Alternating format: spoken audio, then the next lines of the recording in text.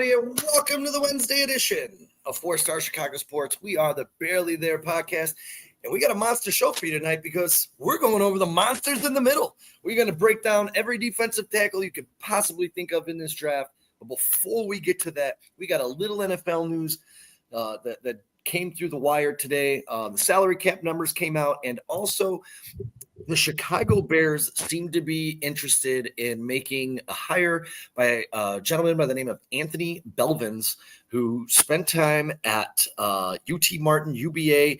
He was assistant special teams coach for the Arizona Cardinals, the Giants, the Birmingham Stallions, and he is currently in the XFL, but the Bears are looking to hire him as the assistant special teams coach. They have not made the hire yet, but just something to keep on the radar. Also, as we've been trying to figure out how the Bears are going to fill all these holes and where money's going to go and how's it going to be placed, we sent Kyle out on assignment to break down this new salary cap. Kyle, what did you find out about this salary cap? Well, first and foremost, thanks to everybody for joining us, man. If you guys are watching on X, please go over to our YouTube channel and hit subscribe, like us, follow us. Please share us with your friends if you guys enjoy watching us. What's up, breaking news, Bruce? What's up, Foster? What's up, Scott? How you guys doing? Appreciate you guys joining us. Yeah, so Sean, multiple league sources have reported that the NFL salary cap will increase by between $22.1 million and $26.1 million in 2025. This means the total salary cap per team will fall in the range of $277.5 million and $281.5 million. To kind of put things in that perspective, guys, the league instituted a $255.4 million salary cap in 2024 and a $224.8 million salary cap in 2023.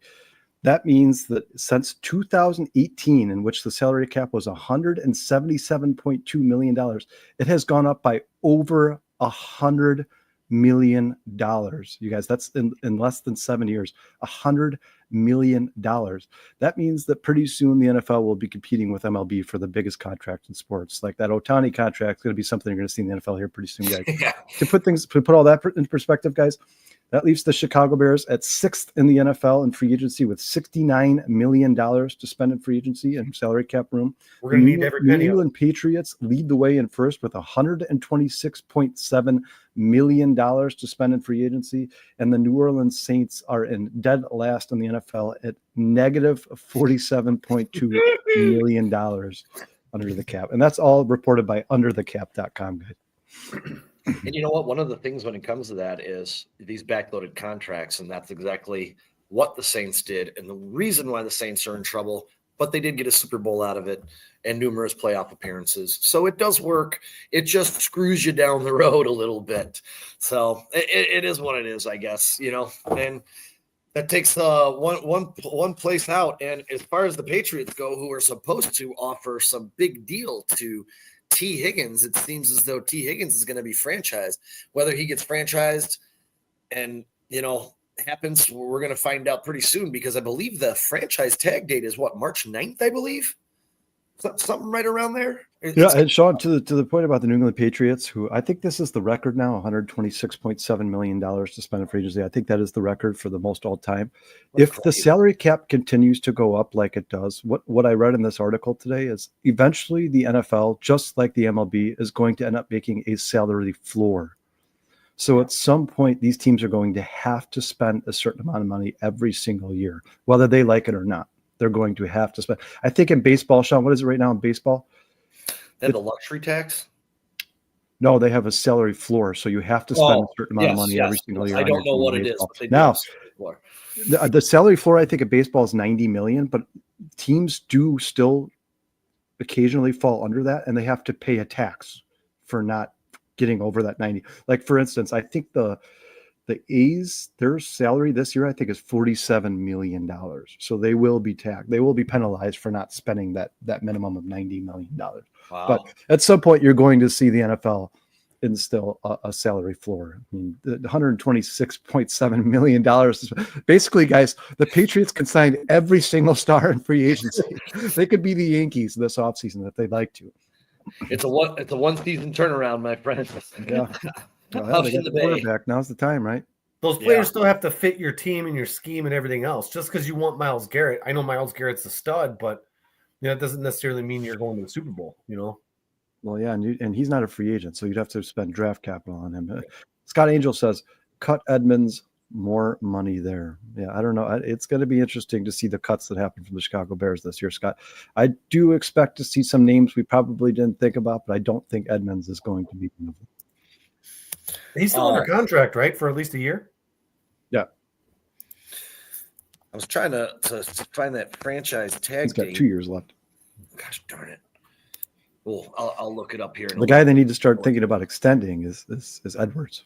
That's for sure. The guy has 14 Edwards and Kyler Gordon both could be extended. Yeah, and I also do think I really, really do think the Bears will be cutting Gerald Everett and saving $4.5 million, I believe, with him. They should. What do you have? 4 receptions this year? I mean, dude, that guy's had no business getting $6 million a year. It's absolutely ridiculous. He did not deserve that. That was a stupid contract by Ryan Poles.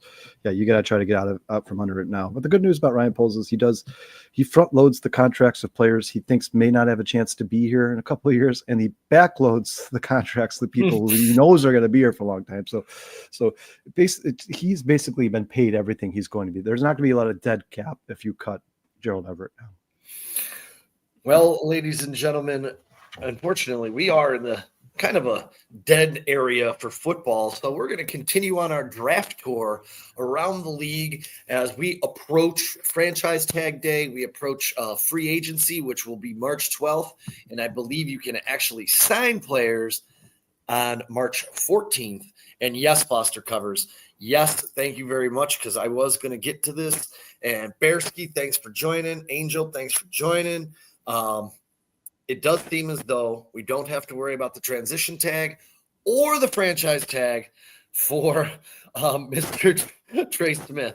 Dude, we gotta start giving Broski. We gotta start grading Broski's introductions when he gets into the chat. They are classic. Yeah, everybody, never fear. Broski Bear is here. We appreciate you, Broski. Thanks for joining us, man. Yeah, absolutely. I know there is one day steadily approaching, and it's 43 days till there's baseball at Wrigley Field, but that's for Saturday. We'll get into that then.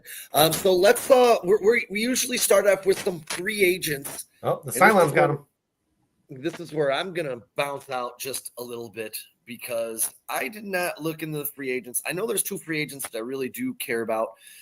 One would be obviously Milton Williams, and the other one, it's a little attractive to me if we can get him on a deal, would be Jaron Reed. Outside of that, I know Kyle and Jay did some work. So who wants to get that first possible? And guys in the audience, if there's a player in the draft that you guys want to talk about, drop his name. We have about 20, so we will get to them first if you pop a name in there, all right? Let us know. Take it away with a free agent cover, boys. Kyle, go ahead, Jay. Get the train rolling here, man. Oh, me? All right. I'll start off with a guy. There's 2 guys, like Poona Ford and Tershawn Wharton. To me, they're basically the same guy. One is just better at rushing and one's better at passing defense. But I'll start off with Tershawn Wharton, only because I think he's just a really cool dude. There's a nice little backstory for him, too. But, he's 26 years old, so he's not, very, very old by any means. He's smaller.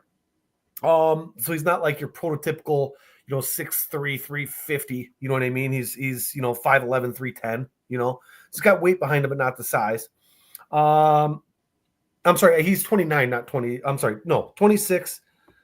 Yes, and he's about 300 pounds. Anyways, I'm sorry. I don't know if you guys saw this I was looking up videos for him for like highlights, and he actually caught a kid that fell out of the stands. Like some kid was trying to get his autograph and bent over and like fell, and he like caught the kid. He says he like kind of deflected him into the stands, but the kid like took a neck first like head dive, and so the kid was fine. But I thought that was pretty cool. I just don't think he's going to be like the guy that's going to come in and be splashy. He's probably going to want, come out of KC. He's probably going to want, somewhere between 15 and 20 million. I don't think he's worth it. I think both him and Poona are guys that we could probably find replacement value in the draft at. So I don't know if you want to spend that much money if we can spend, $2 million on a defensive tackle in the second round. You know what I mean? And there's, I think, better free agents. Really, altogether, the free agent class here for defensive tackles is not great. But, hey, if some guy's willing to sign like a 1-year contract for not a whole lot, Maybe, the Bears rep is getting better and they like him. The Bears defense is actually not too terrible. So, I think with Billups and Dexter, I think we have a pretty good interior defensive line. The problem is, like, can they stay healthy? So maybe signing one of these guys is okay, but I don't know. Rotational pieces. Who's the next guy Right. got there, Kyle? Yeah, so I definitely agree with Jason. This is not a good free agency class when it comes to defensive tackle position. I feel like the more important defensive tackles become to their team, the more these guys are getting locked up. So yeah, I do expect with 20 vacancies on the Bears roster and only $69 million to spend. And I say only because they have to sign their draft class. They have to sign. They have to probably extend guys like Kyler Gordon and TJ Edwards. You'd like to see them do that at some point. So that number is not going to be what it is right now at some point. But yeah, you're going to see some of these signings that are like kind of 1 year Band-Aid, fix it quick deals, and then they'll eventually try to address those in the draft, or maybe even draft those guys this year now, late in the draft, and then just sign a free agent for 1 year while those guys sit on the bench and develop and whatnot. But yeah, so to me, the guy, some of the names that stick out here are BJ Hill from the Cincinnati Bengals. He's 29 years old, 6'3", 311 pounds. He had an overall Pro Football Focus grade last year of 70.2. That ranked him 30th amongst 219 defensive tackles who Pro Football Focus graded. His pass rush score was 64.2. His run defense score was 69.2, which was ranked 22nd in the NFL. His pass rush grade was ranked 66th in the NFL. So this is definitely not a guy you're going to sign and expect to collect a bunch of sacks. He had 39 tackles, which ranked 8th out of 219 defensive tackles, and he had 3 sacks, which ranked 43rd out of 219 defensive tackles. And you guys, just the fact that he had 3 sacks and still only 3 sacks and still ranked 43rd, that shows you how few defensive tackles in the NFL are really good at getting after the quarterback. That's something that's actually pretty rare when you start to look at some of these guys' numbers. Another guy who I think the Bears should consider if the price is right. I know people are going to say I'm crazy because Ryan Poles doesn't sign old and he doesn't sign injured, right? But Calais Campbell from Miami Dolphins is going to be 39 years old going into next season. That being said, you guys, he is 6'8", 282 pounds, so tall and slender guy. He had an 82.3 Pro Football Focus score this last season. That was ranked 7th amongst 219 defensive tackles in the NFL. We also know he's versatile. He could play on the outside. He could play on the inside. He could play the 3. He could play the 1. His pass rush grade was 66.2. That's fallen down as his career's gone on. Obviously, this man's almost 40 years old. You don't expect him to play like a 22-year-old. But even still, that was ranked 52nd out of 219 defensive tackles. Not terrible, not near the bottom. But his run defense, guys, the Pro Football Focus rated him at 85.9. That ranks him first amongst all defensive tackles in 2024. So even at 38 years old, this guy is still plugging holes in the run game like nobody else in the NFL. He finished the season with 39 tackles, which ranked 8th out of 219, and he finished the season with 5 sacks, which ranked 23rd. So, it's kind of surprising. They gave him a pass rush grade of 66.2, which ranked 52nd. But he had the 23rd most sacks of any defensive tackle in the NFL last year with 5. So the guy consider like hurries and quarterback hits. Yeah. How much QB pressures, how much problems they create in the backfield. But I mean, the guy is still capable of playing football and playing at a high level, guys. I know you don't like to sign 40-year-old players, but if you're talking about a 1-year guy, just to fill in real quick, I'd say Calais Campbell is that guy. He's probably going to get somewhere around $4 or $5 million for a 1-year contract. Real quick. What's up, Ant Mass? Thanks for joining us, man. Foster Covers, Broski Bear, all you guys in the comments, please feel free to comment. We're going to get to some of these guys in the draft later on here. We appreciate you guys joining us, man. Thank you very much. Jason, give us another one. One of the guys I was looking at was obviously Milton Williams. He's probably one of the better free agents out there. Of course, he's from Philly. If you look at his pass win rate, it's very, very high on a lot of rushes too. So it's not like the volume, saturated, or I shouldn't say saturated, but diluted his share of those win rates. But he's up there. He is up there with some of the best. He's coming off of Philly too, so he obviously knows what a winning defensive line looks like. My question on him though is there's so many good dudes on that defensive line. How much is like him being really good, and how much of it is he's got Carter right next to him. He's got all pros everywhere around him. Was he Jordan just a product Davis, where you can't double team any of those guys, so he's going to get through? Well, another thing that scares me about Milton Williams real quick, Jason, is, so he was ranked second of all defensive tackles last year in pass rush, which is amazing, guys. I mean, think about all the names: Braden Fisk, Jalen Carter, Javon Dexter, all these names who these guys would get after the quarterback. Milton Williams was quietly second at getting up ranked by Pro Football. But he was sitting right next to Jalen Carter, though. Like, you guys, his run and Jordan defense, Davis. Milton Williams' run defense was a 43.1 score by Pro Football Focus. That ranked him 167th out of 219 defensive tackles. So this guy, Milton Williams, if you sign him, he's going to command some money, man. And if you sign him, he is basically only on the field in obvious passing situations. He almost becomes like that defensive end quarterback specialist, that guy who really doesn't do much else but go after the quarterback because, man, he is terrible in the run game. Absolutely terrible in the run game. And like you said, Jason, you're talking about when he's playing next to Jalen Carter and Jordan Davis, and this guy still looked this bad against the run. I can't imagine how bad he would look on the Bears against the run. That's part of my problem, Kyle, is when you start looking into some of these guys and you know that, like, it's the trend right in the NFL, right? Everybody wants to reset the market at their position for salary. I don't know if he's going to reset the market, but he's going to be expensive. And again, Dude, going through all the rookies, which we haven't gotten to yet, I think you can find a replacement level for Milton Williams. That's why he's going to be a free agent, because Philly knows they can too. So I don't know if he's worth the money. Maybe on another team that's just desperate. But I like Scott's comment here. He says we need run stuffers. Yeah, I mean, people complain about the Bears pass rush last year, but you guys, their run defense was really, really, really the problem for the Chicago Bears last year. They were not good at stopping the run. They were one of the bottom ranked teams in the NFL in rushing yards allowed per game. I mean, all these guys on the list, none of these guys, and Jason, correct me if you think I'm wrong, but none of these guys really stand out in terms of an all-around player. None of them are good at doing everything, a little bit of everything. Most of them are basically just really good at rushing the quarterback or really good at stopping the run. So if I'm going to sign one of these guys, I know you guys, once again, it probably sounds crazy to you, but for me personally, guys, right now, of all the guys on this list, and like we said, it's not a very good list for defensive tackles going in the offseason, it would be Calais Campbell. Another guy who piques my interest a little bit, guys, is DJ Jones, the Denver Broncos. He's 30 years old. He's 6 foot, 305 pounds. He had an overall Pro Football Focus score of 64.1. That was ranked 58th amongst all the defensive tackles last year, 219 players. But he is kind of that guy that's in the middle. He's ranked 31st in pass rush and 50th in run defense. So he's not terrible at either of them. He doesn't excel at either of them, but he's kind of that guy you can put in and you can trust him to do a little bit of everything, right? It's not one of those guys where you put in and it becomes a detriment to you on the field because they're running the ball, right? Or because they're passing. He just kind of stays in his zone. He'll get after the quarterback if necessary, but one of those guys who can fill a hole. Everybody, the rest of these guys on this list, man, you can talk about Osa. How do you pronounce it? Do you guys know how to pronounce his last name?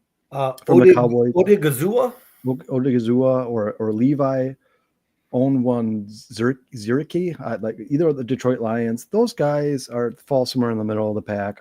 I mean, if you're going to sign a guy like this, DJ Jones, Osa, Levi, I wouldn't be giving any of these guys more than $4 or $5 million a year, guys. And that's, so here's what's funny. And it would be a short-term contract. I'm glad you brought that up because DJ Jones 3 years ago signed a 3-year, $30 million contract, right? He's not going to want less. So 10, 12 million a year, 13 million a year, 15 million a year, he's not worth it. No, I mean, well, these guys are not going to. If that's what these guys are asking, they're not going to get that. That's insane because I mean that's what some of the defensive tackle like Calais Campbell probably at this point could ask for 10 million, even at 39 years old, and probably get it from somebody. But these guys just aren't that type of player, man. They're not the type of impact players that you pay $15-60 million to because you know they're going to impact every single play when they're on the field. You should start those guys. These guys are like space fillers pretty much. You know what? It's like I said, it's like a Band-Aid until you can draft and develop somebody.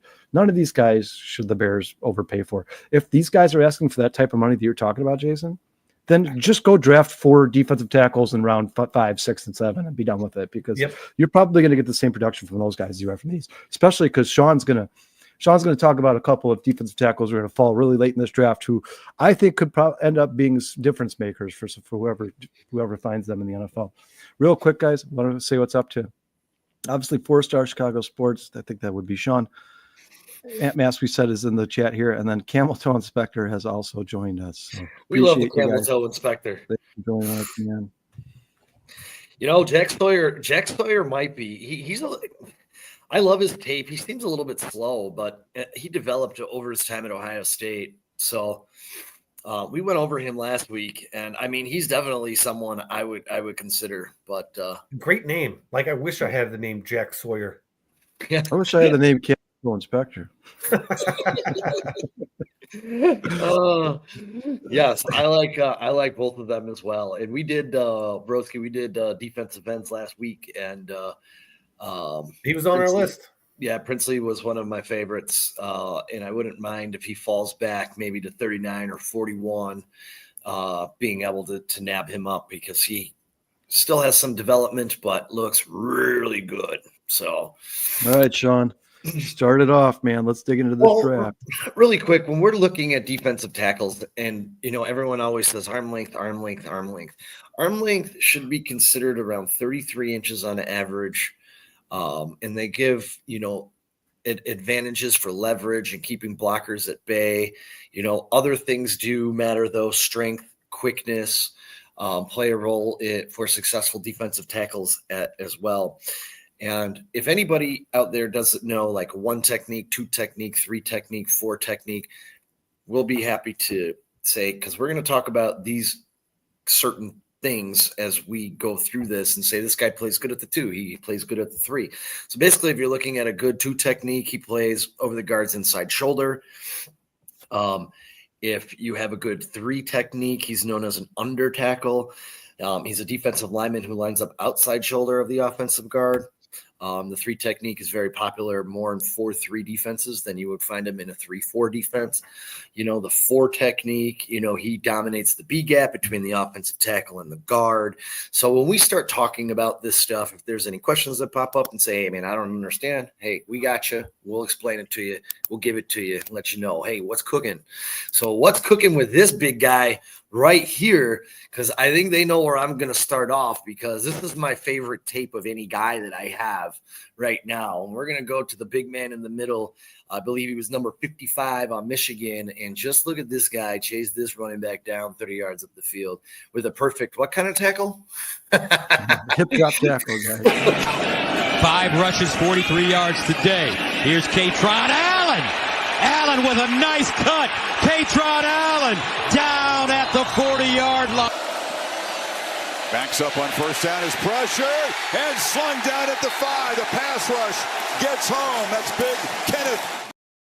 He's 78. Graham is a 55. So I made a mistake there. Sorry, guys. But this is a little bit more film. And as we get into Kenneth Grant. Kenneth Grant is projected as a mid-first round pick. He's overall ranked 19th in this draft, ranked 6th at his position. Guys, he's my number 3. I raised him up after watching his tape. His arm length is 33 and 2/8. It's 51%. He's a former 3-star recruit in the class of 2022. He also had no major injuries. And as we said, you could see his speed, his agility, just getting after Katron Allen, chasing him down 30 yards down the field, past the line of scrimmage. You don't see many 340-pounders that can run like that, man. He can move. He has a huge frame, athletic, super disruptive. As you continue to dig into this guy, you think, man, there's no way he can fall this far into the draft. This guy is like a perfect clone of a guy who plays on the world champion Philadelphia Eagles, Jordan Davis. His 40 time is a 4.95. He'll be 21 in October, so he'll enter the league. He'll enter the league at 20 years old. His numbers graded out, and we're going to post those right now. His numbers actually graded out pretty well, and it was a really, really good defense in Michigan. He was 87.5 run defense grade in 2024. He was a 2024 All-American. 23 hurries at the D tackle. Like I said, he's got a elite power, a great low center of gravity, and again, a 4.9 40 for a 340-pound guy. This guy made the Feldman freak list, and you're going to see a couple of these guys through here. He's explosive, fast, as we said. He's an absolute menace in the center of the defense. All year at Michigan, he drew double teams. He managed to get 8 sacks and 50 pressures, 39 run stops over the past 2 seasons, while absorbing most of the double teams on that line. So this guy has all the intangibles that you want to see. Again, he only had 6 sacks, I believe, in his college career. Jordan Davis only had 7. Sometimes it's about how disruptive you can be, opening up plays, sucking in offensive linemen, and freeing up the line for other players on the line to make plays. This guy is an absolute stud. I don't know at 10, and I don't know if he'll make it to 39 or 41 either, but definitely a guy who's very, very high on my list. And you know what? They won a championship last year, right? Over there in Michigan. And it wasn't because they had a super awesome offense. It was because they had a stifling defense. And Graham and him are the reasons why. Like, those two dudes are monsters. Real quick, what's up, Mike Ross? What's up, Turd Ferguson? Thanks. Appreciate you guys joining us, man. Please hit that like button. Please subscribe if you haven't already. And please share us with your friends if you guys enjoy listening to us. Sean, real quick, I'm gonna get one out of the way because I know that nobody really wants to do this. The guy that the Bears probably have no chance of drafting is Mason Graham. The only way the Bears can draft this guy is if he falls to 10. He is teammates of the guy Sean just talked about. He is 6'3", 320 pounds. He's projected to be a top 5 pick in the NFL draft. Yep. His overall rating on draftbuzz.com was a 90.9. He has a 91 pass rush grade, 100 run defense grade. He is projected to be a true 3 technique in the NFL. He had a 40 time of 5.1. His strength is he's explosive first step paired with wrestling honed leverage allows him to consistently split double teams and reset the line of scrimmage versus the run. What his biggest weakness was height limitations occasionally show up when longer armed tackles are able to establish first contact. And you know what? The fact, guys, that his weakness is occasionally, like, that means that they really don't have too much to complain about. This guy is the real deal. He's going to be a beast stud in the NFL for a long time. If he somehow fell to the Bears at 10, as much as I love the offensive line, as much as I want them, I would have no problem taking that guy, man. No, I absolutely love Mason Graham. And again, I agree with you, Kyle. I actually forgot to put his Pro Football Focus numbers in. My bad.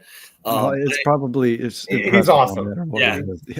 You know, and two, one of the things that I was reading about him was his ability to cover 2 gaps, man. He pretty much is good at taking on double teams and combo blocks as well. I mean, this guy is the real deal. He has fluid hips, especially for his side. It allows him to clean up wins.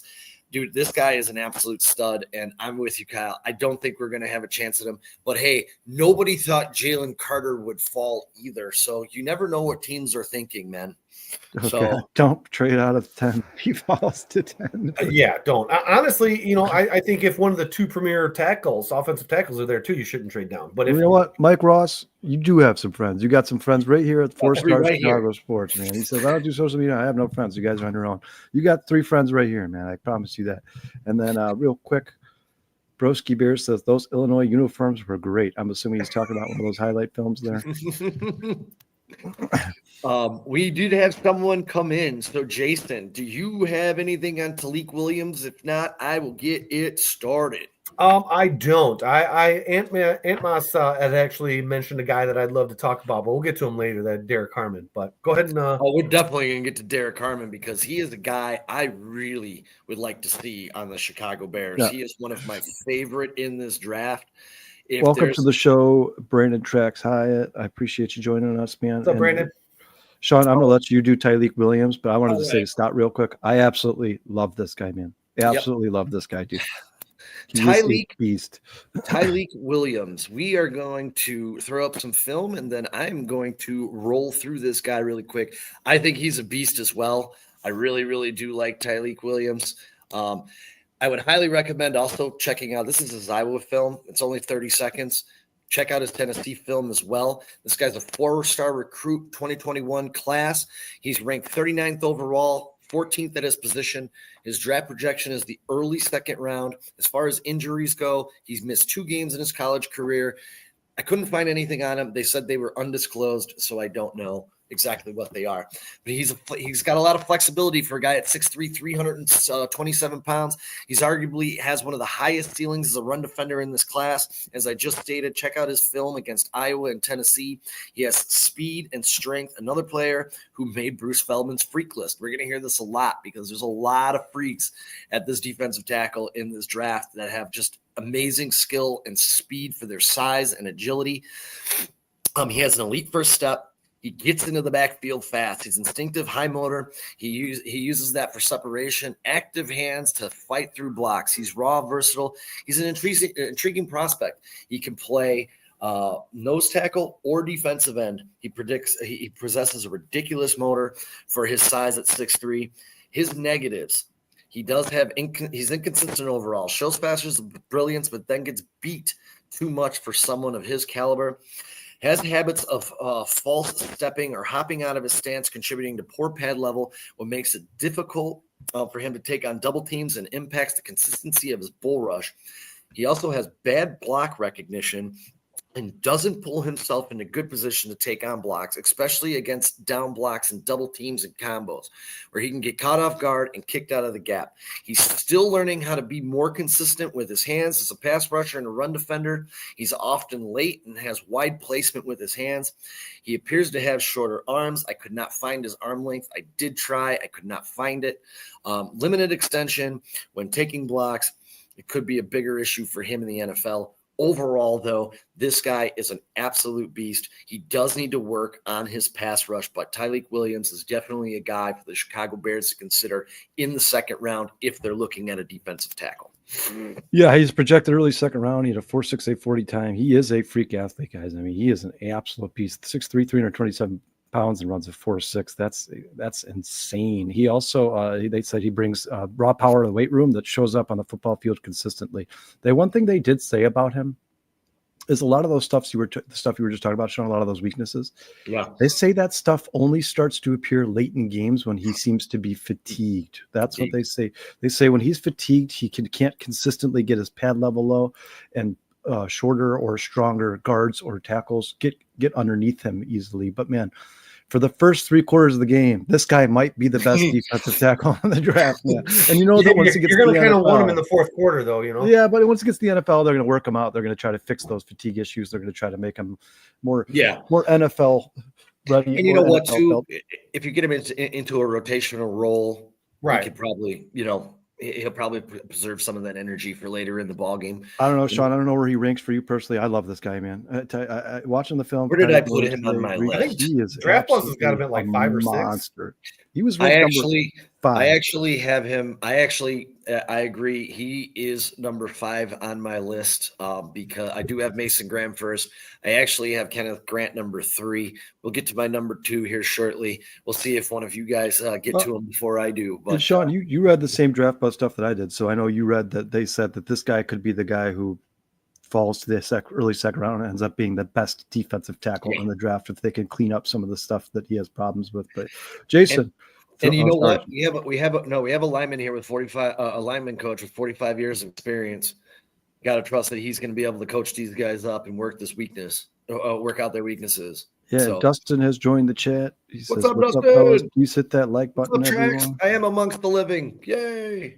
And then, bear down tracks. And Jason, give us your next guy on the list, brother. I'll start with Darius Alexander, a senior out of Toledo. 6'3", 305 pounds, your prototypical size, weight, shape type of guy for a defensive tackle. I believe he's got an overall 90.6 PFF grade, a 90.3 run defense grade, slightly worse than the passing grade at 77.8. But look, he had 37 total pressures, 4 sacks, and I think he even had a 58-yard interception for a touchdown. He's got an 11.8% pass rush win rate, not too shabby. And then 23 run stops all last year. He was only a 2-star recruit going into college, but because he's such a good, he's a hard worker, that's literally right, like one of the first things you see in a scouting report, he actually worked himself into a starting role and worked himself into what he is now. He just doesn't give up. Now, he will be 25 at the start of the 2025 season, so that's kind of crazy, maybe a little old there, but that's because, I'm sure COVID year and other things like that, but to put it in perspective, Tremaine Edmonds, who was drafted in 2018 and is currently 26 years old, is going to be 1 year older than him. So, I don't know if you draft him, how many contracts you're going to sign this kid for, but could be good for 4 or 5 years, Yeah. He's really violent though at the point of attack. He's not shy for contact. He doesn't care if he's going to get hit or double teamed. He'll work his way, and that's that hard worker part of him, right? I don't care. You want to come at me? Come at me with all 5 guys. I don't care. But he has like 3 or 4 different moves, which is kind of interesting, and I think that's maybe because of his age and his experience. So he's not like a one-trick pony. He just doesn't have a swim move or just a bull rush move.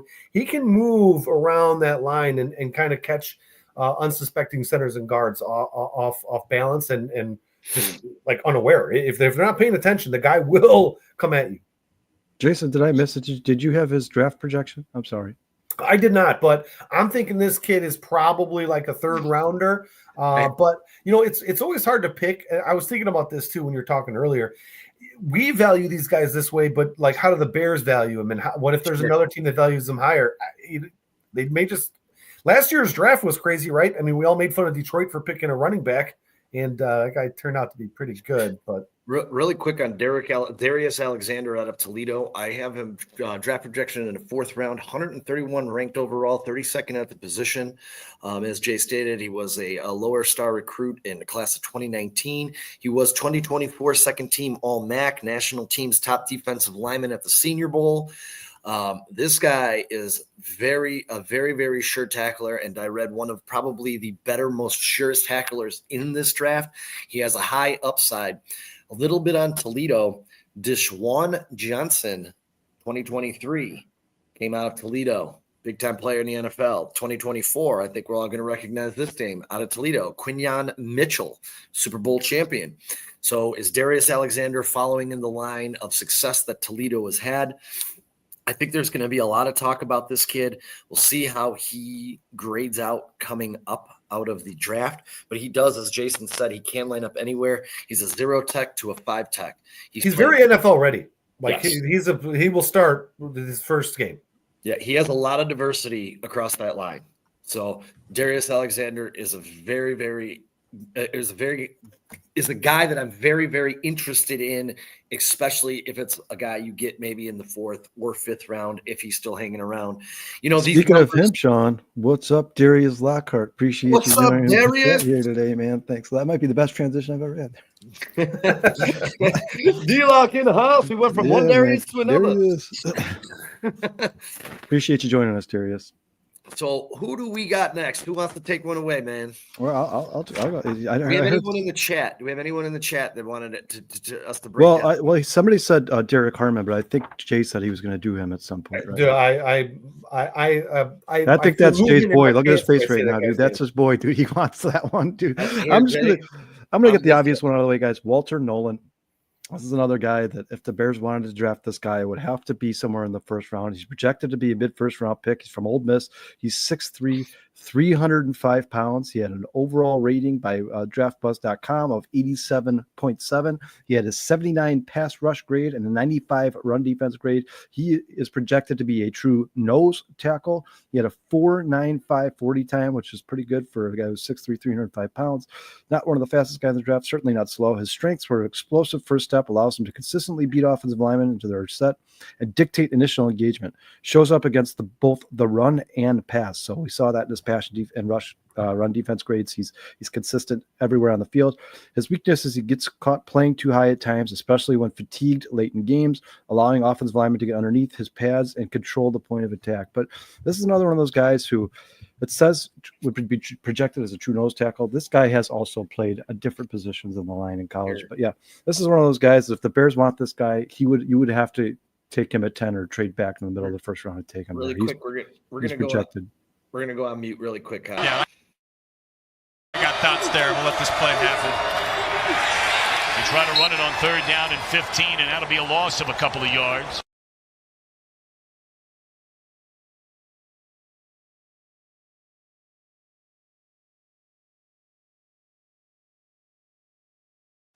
Razorbacks take over, 1st and 10. Green hands it off. Nolan right there to make the tackle on number 14. Nolan, who causes it for Arkansas. He gets pushed into the backfield. 14 is 46. He doesn't actually get the sack. Maybe they'll give him credit for it, but he pushes the offense. 4th and 3. Sellers in trouble. Hit and sacked back at the 42 by Nolan.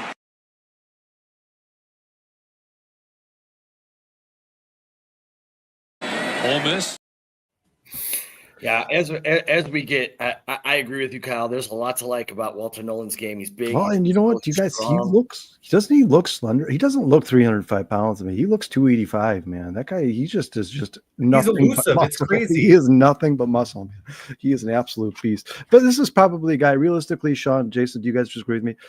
Walter Nolan and Mason Graham, unless you want a defensive tackle at 10, these guys will probably be gone by the time the Bears are drafting a defensive tackle. I agree. I have a couple of guys on here that are all gas, no brakes, and he is one of them.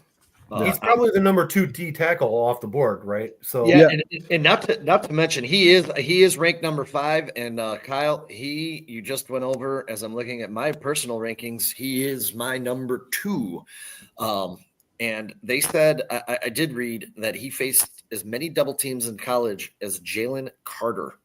He's a pocket killer, active, strong hands, shed blocks well. I mean, this guy is an absolute beast. I really like him. I think he is an absolute offensive lineman's nightmare. I mean, yeah. Real quick, Sean, Darius has a message for you. He says, "Hey, Sean, I play ball with one of your fellow Jayhawks. Laugh out loud." And then, Jay, I think this is a good segue for you. Nice. Aunt Mess says, "I want Harmon." So, Aunt Mess, you have asked the right man, because I've been itching to talk about this dude. Derek Harmon from Oregon. He's just a monster, dude. He honestly, he kicks so much ass. I bet his feet stink all the time, dude. He's 6'5", 310. He's good at both run and pass defense. He's got 60 total pressures, 5 sacks, nearly an 18% pass rush win rate. Overall, he's got like just under an 80 or just under an 84 PFF grade. I think 80.5 run, 86.2 pass. He just seems to be like one of those good at everything type of kids. Like whatever you want him to do, he's just good at it. Just tons of upside. He shows flashes in his moves and his quickness. He consistently knocking blockers onto their heels.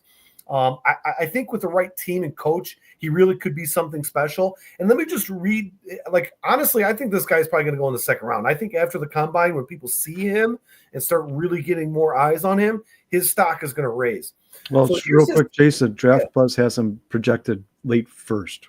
I have him late first as well. Late first round. Well, dude, he's a stud. He's an absolute stud. Here's the scouting report, dude. Just the good stuff. Displays thunderous hands that enable him to consistently win the leverage battle at the point of attack. Natural power player with elite upper body strength and core stability, making him a nightmare for centers trying to reach block or guards trying to drive block. He developed a devastating rip move that, combined with his strength, gives him 3-down potential. Showed this repeatedly against UCLA's experienced O-line. Outstanding spatial awareness and play recognition skills let him diagnose plays pre-snap, often beating blockers to their gaps. Nasty bull rush that collapses pockets from the interior. You can see this against Washington in the conference title game. Washington, of course, has really pass-heavy offense. So he's just this dude where,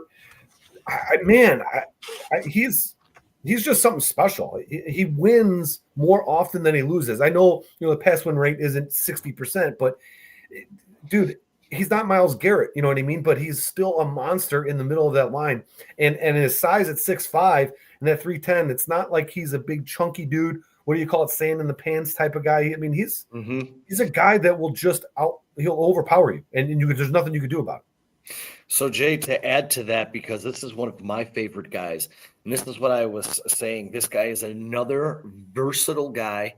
For the Ducks last year, he lined up at 4 tech, the 3 tech, and the 2 tech, 1 tech, and 0 tech. He has the most pressures by any D tackle last year, 55. That's 7 more than the next closest to him. He was second in pressure rate by D tackles at 10.7, 10.5 tackles for loss. This guy is really, really good. And if you watch more tape than the little 50 seconds that I put up there, he just jumps off the film. This guy, for me, is a day 1 5 tech starter and can play 3 tech on passing downs starting as soon as he is drafted for whatever team. He's a guy you don't want out of. You always want him playing. Like you want him on the field playing. That's how. Yeah, and to add to that, guys, real quick, draftbuzz.com. This is the guy who they say has the best hands of all the defensive tackles in this draft class. He has a thunderous hands, 40 time of 5.1, so a little bit slower compared to the rest of these guys, but that's okay. I mean, he's grades out. They say his projections are to be a true 3 technique, so it's not like this guy has to be super fast.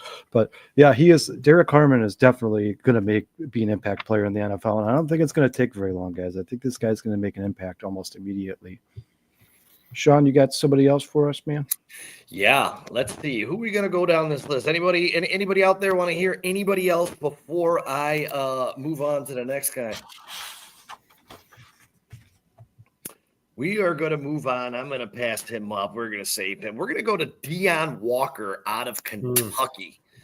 This is another big boy, man. Huge. He's huge. Dude. He's another big boy, and I really do like him. And I'm just trying to see. Yep, I do have some tape on him. Here we go. He's projected to be second, late in the second round. He's 67th overall. He's ranked 21st at the position. I have him a little bit higher. He's played 36 college games, 1,766 snaps.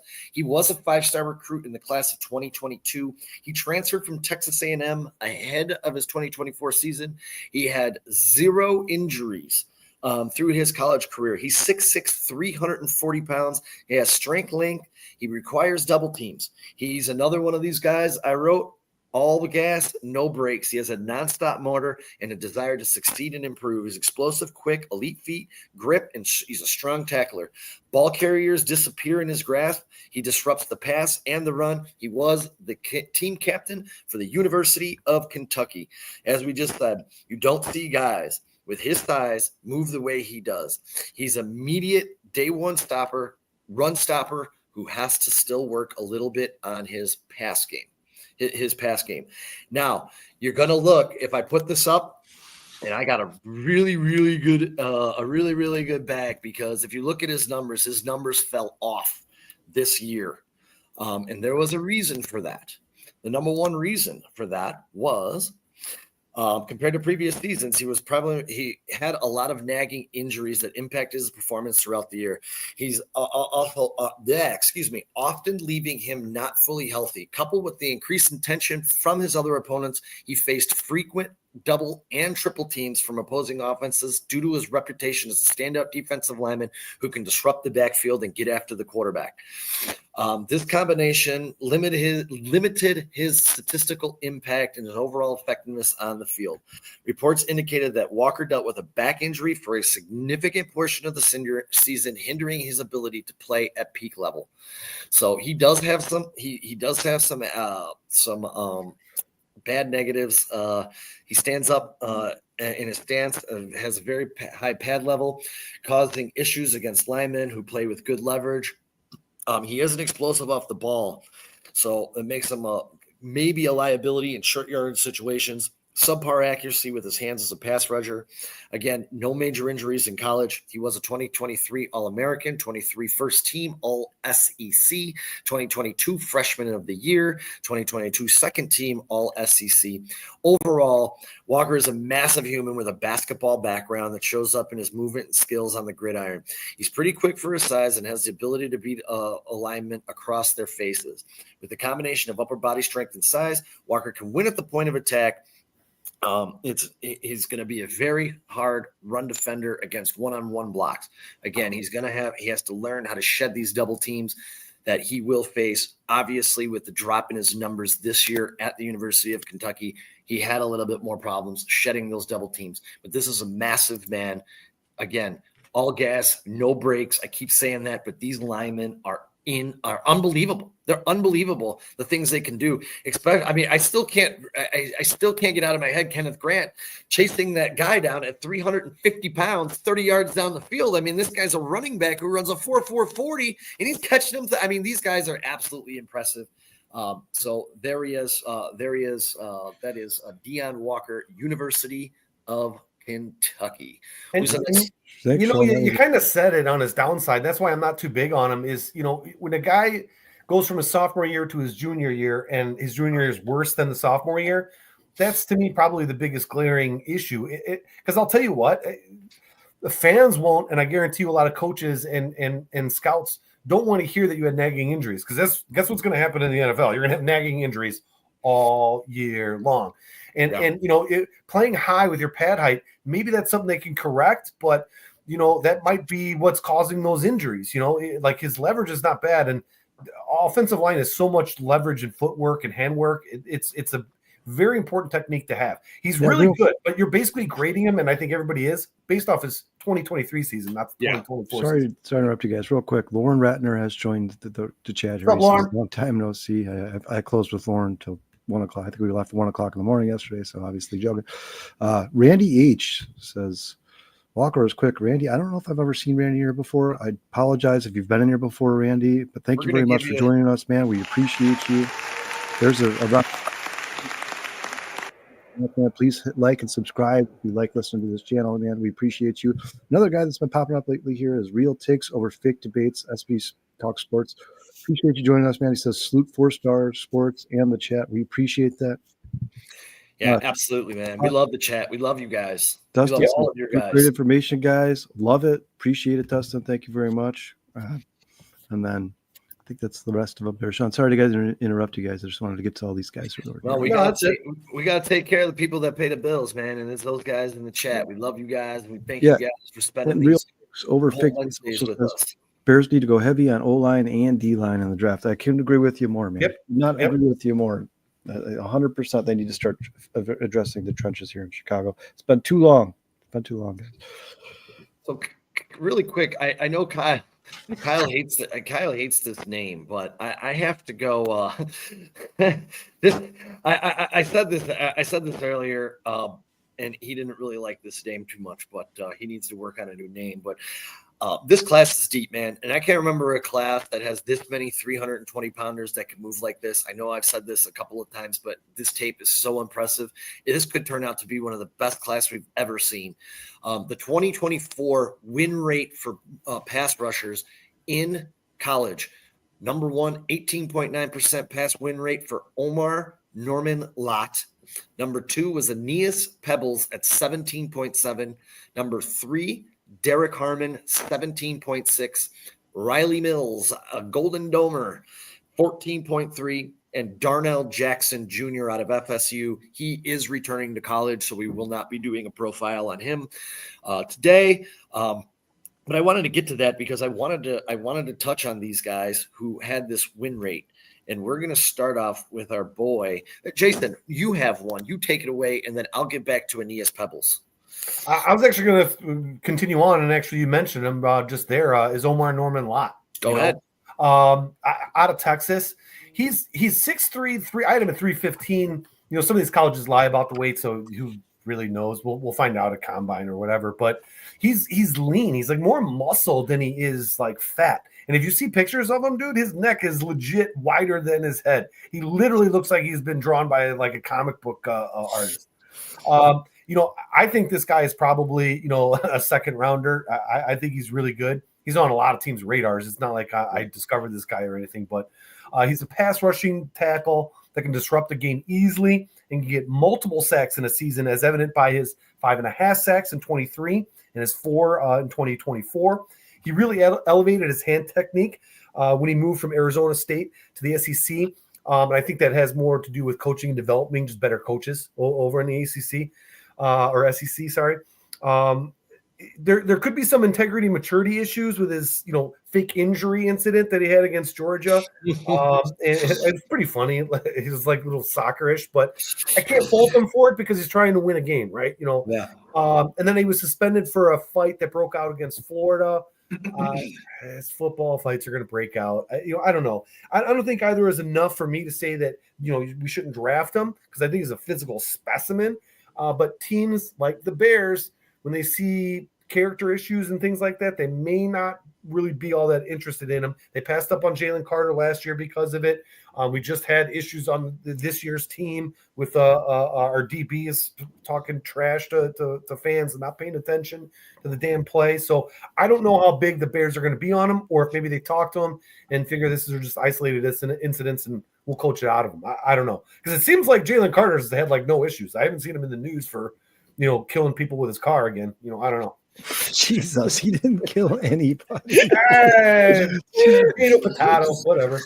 Real quick, man. Jacob Barrios says in the chat here. He says, "Yo, thanks for joining us, Jacob. This might be your first time on Wednesday, Sean. Has he been here on Wednesday? Yeah, I don't recognize. I know. Yeah, I know that he's on CSP. We appreciate you coming over here, Jacob. Thanks a lot, man. Trex says, Jacob, what's going on, Jacob, man? Thanks. Trex also wants to know if you prefer blue cheese or ranch with your wings, man. And Broski Bear says Owens Croots. Really quick on Omar Norman Lott. Say that fast 3 times. Scouts are saying he's this year's Keanu Benton. Omar Lott had a 17.1 run stop rate, 86 run snaps in 2023. He played the exact same amount run snaps in 2024. Lott also has a 30.8 pass rush win rate over the past season and 19.3 pressure rate. Guys, for you guys that don't know that, those are absolutely freakish numbers. He has a ton of juice as a pass rusher. He has great get off in short areas. Burst power is outstanding. This is another guy you could be looking at. I think they have him. Going in the 3rd round. Projected 3rd round. Yeah.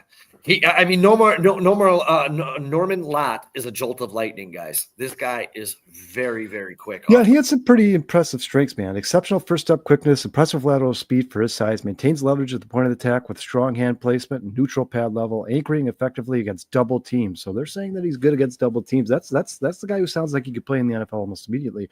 His weaknesses, unfortunately, are needs to improve consistency in finishing plays, occasionally losing contact with ball carriers in the backfield after initial penetration.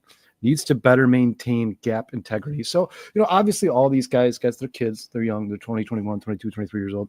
These guys are all going to have some things they need to fix and get fixed up here. But yeah, like Jason said, as long as this guy's not like some sort of hothead or somebody's going to cause trouble in the locker room and be a distraction, this is a guy who the Bears definitely should keep their eye on. You're talking about projected 3rd round. Sean mentioned early in the show that it sounds like Ian Cunningham has a real shot at being the Jaguars GM, which means that the Bears are now going to have 2 third-round picks in this draft. This guy is somebody the Bears are going to have a chance to draft. If they really like this guy, they are going to get a chance to draft him. Definitely somebody to keep your eyes on, man, for sure. He's a little bit slower. He has a 4.5 40 or 5.0 40 time, but for a guy who's 6'3", 315 pounds, you really can't complain about that. Not everybody is like Kenneth Grant and could chase down running backs 40 yards down the field. Sean's favorite play in college football this season. Sean, you want to go over anybody real quick? Or do you want me to? Yeah, we're gonna get in. We're gonna get in, and I'm gonna tell you this right now, Kyle. If the Bears draft this guy, I'm buying you a jersey. We're gonna get into Aeneas Pebbles. I don't want a Pebbles jersey. Aeneas Pebbles, man. He's a 3rd round draft. He's the projected 3rd round draft pick overall, 84th player in this draft, 27th overall in the position. Played 57 college games, 1,728 snaps. When we're talking about those 33-inch arms being ideal, his arm length is a little bit shorter at 31 6/8, but I will be surprised. I'm going to be surprised if this guy doesn't get more attention. He showed it at the Shrine Bowl. He showed it at the Senior Bowl. He has great hand usage. He's got great quickness as a pass rusher, really, really good lower body strength, pad level, and a great motor against the run. He's another guy, all gas, no brakes. Like I just said, he showed up at the Senior Bowl. He disrupts offense with swipe and spin moves. He has some of the best pass rush moves in the 2025 NFL draft class, guys. He does lack ideal size, as we just said, with his arm length and also his height at 6'1", 290 pounds, but he is a havoc causer. He had 25 pressures in 2024. He led all defensive tackles over the past 2 years in pass rushing grade and pass rush win rate, despite being a projected day 3 pick. He has violent hands, strength, leverage, twitchy in space. This guy can do the worm. They also say he has very high scouts say, he has very high IQ and instincts that allow him to diagnose plays quickly and react accordingly. He has an elite first step, quickness for his position, allowing him to consistently penetrate and disrupt plays. He displays some exceptional natural interior pass rushing skills, advanced hand usage, technique at his age, suggesting significant room for further growth, a versatile defender capable of lining up at multiple positions along your defensive line. A couple of his weaknesses: he's undersized for traditional NFL defensive tackle, as we just stated, that may allow him to struggle against double teams. He needs to improve his lower body anchor against the run. He can get washed out of plays when he doesn't win with his initial burst. He must develop a wider array of pass rush moves to be a consistent a winner at the against NFL caliber interior linemen. Sometimes he doesn't play with even pad level, negating his leverage advantage. Overall, pebbles of the game wrecker, man. He possesses a compact, stocky frame with a heavy mid-body and tree trunk legs. He doesn't fit the mold of your stereotypical defensive tackle, but this guy can also be moved to edge. But he does make up for it with his unparalleled want to. This guy is a disruptor.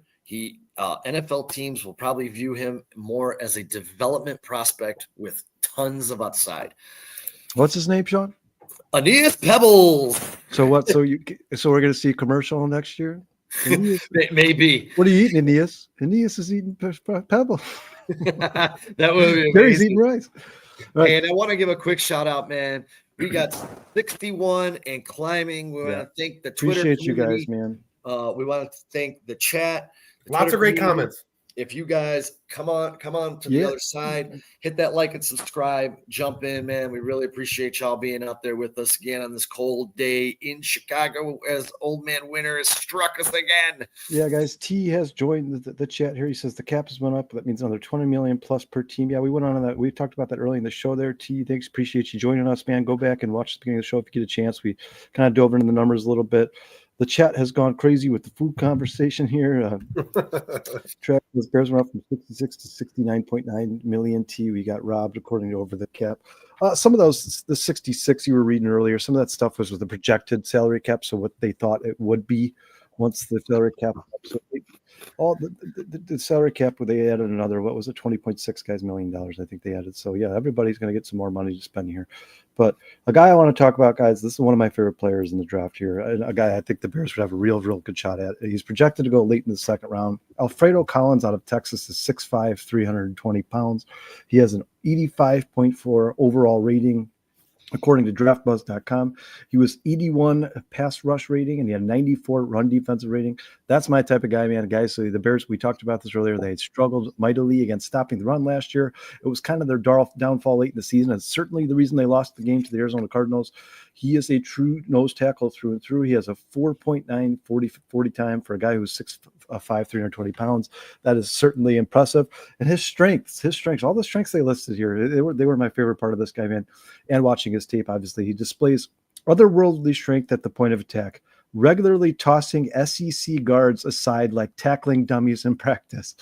Elite processor, diagnoses pulling guards and down blocks with quickness, and a linebacker playing in slow motion type speed.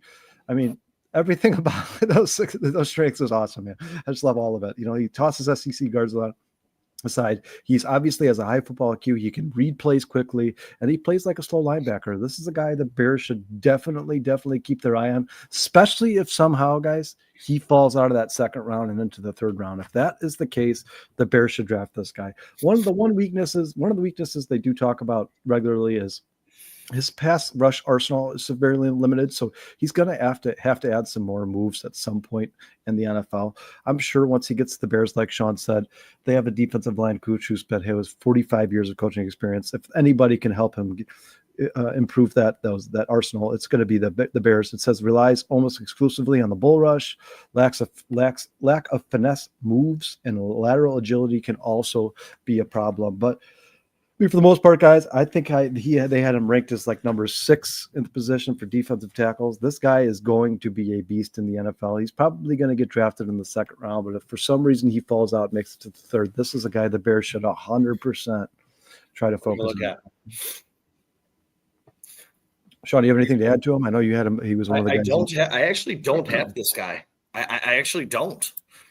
Alfredo Collins? I don't. Really? I missed him. I have 21 guys on this list. He's not one of them. Yeah, so he had one of the highest run defensive grades of any of the players on draftbuzz.com. He's a former 5-star recruit. I mean, yeah, he's a beast. He is. Yeah, I don't know how I missed him. I don't know how I missed him. Hey, another thing we talked about last week, guys. We've talked about this through all these shows. We did the running backs, the offensive line, the defensive ends. Just look at the school alone. The school that some of these guys went to, that means a lot because some of these guys are going to be more prepared for the NFL, and some of these guys are going to be used to winning. They've been on championship caliber teams. Texas is certainly no exception. The Texas is a very good football team. They made it late in the football playoff. This is another guy who's used to winning. He comes here. He's going to come here and expect to win in the NFL. I think this is a guy that the Bears should really, really keep their eyes on. Especially if he makes it out of that 2nd round, guys. I'm not saying reach for him early in the 2nd round, because he's projected to be a late 2nd round pick. And we all know the Bears 2 picks in the 2nd round are going to be early. But if this guy slides in that 3rd round, and you get another 3rd round pick because of Ian Cunningham, I would have no problem with the Bears drafting this guy. And you want to know something off subject, Kyle, really quick. I want to say to T. Thank you, buddy. If I was you, T, thank you very much, man, for the comment. We love Detroit Lions fans. One of our best friends is a Detroit Lion fan. Wore a Lions shirt every week, even through the 0-16 season. So we appreciate Chris.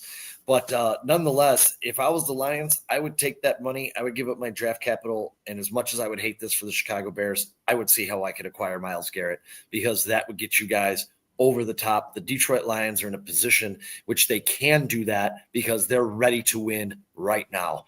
We love you, man. But that's even when the Lions are good and the Bears stink, the Bears always give the Lions a little bit of a headache. And you know what? With this brand new coaching staff the Lions are about to put in place, and the brand new coaching staff nobody knows what to expect from the Chicago Bears, those Lions Bears games, I'll tell you this right now, T, those games are going to mean something to Ben Johnson. I promise you that right now, man. Those games are going to mean a lot to him. He's going to